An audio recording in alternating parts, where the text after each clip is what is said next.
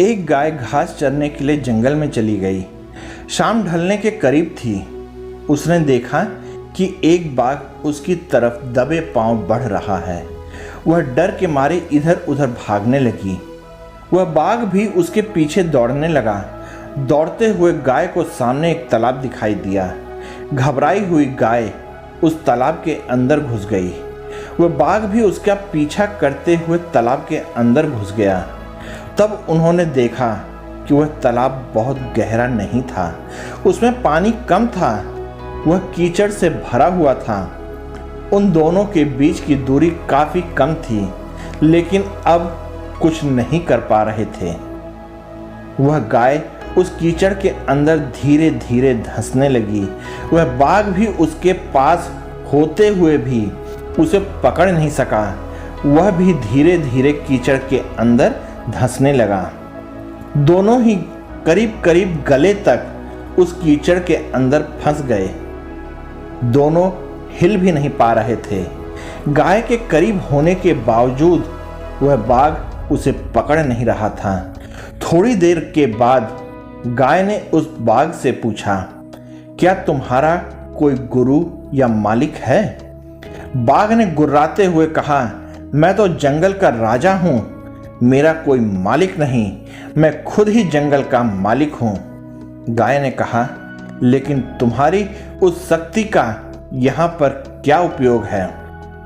उस बाघ ने कहा, तुम भी तो फंस गई हो और मरने के करीब हो। तुम्हारी भी तो हालत मेरे जैसी ही है। गाय ने मुस्कुराते हुए कहा, बिल्कुल नहीं। मेरा मालिक जब शाम को घर आएगा और मुझे वहां पर नहीं पाएगा तो वह ढूंढते हुए यहाँ जरूर आएगा और मुझे इस कीचड़ से निकालकर अपने साथ घर ले जाएगा। तुम्हें कौन ले जाएगा?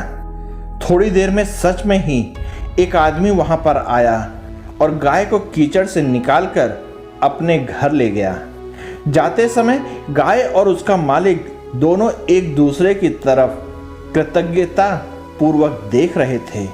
वे चाहते हुए भी उस बाघ को कीचड़ से नहीं निकाल सकते थे, क्योंकि उनकी जान के लिए वह खतरा था।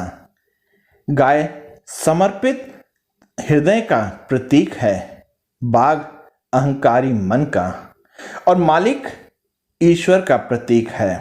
कीचड़ यह संसार है और यह संघर्ष अस्तित्व की लड़ाई है।